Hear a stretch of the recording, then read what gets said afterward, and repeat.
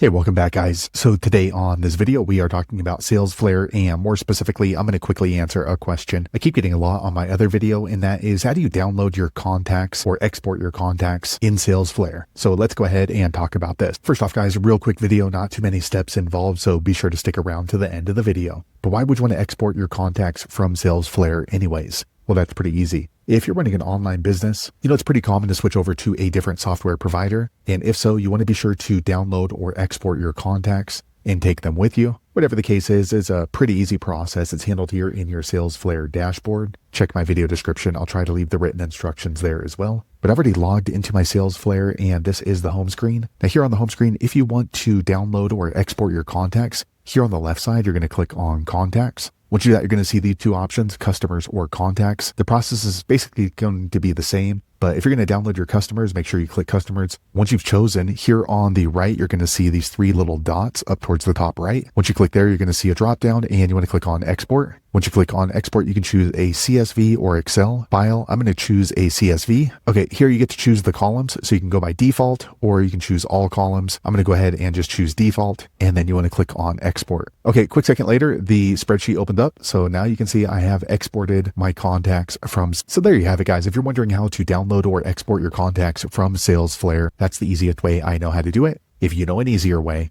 be sure to leave a comment below. Let the rest of us know how you did it. Hopefully you found that video useful. If so, click thumbs up, or maybe consider subscribing to my channel, and I hope to see you on the next video. Thanks again for watching.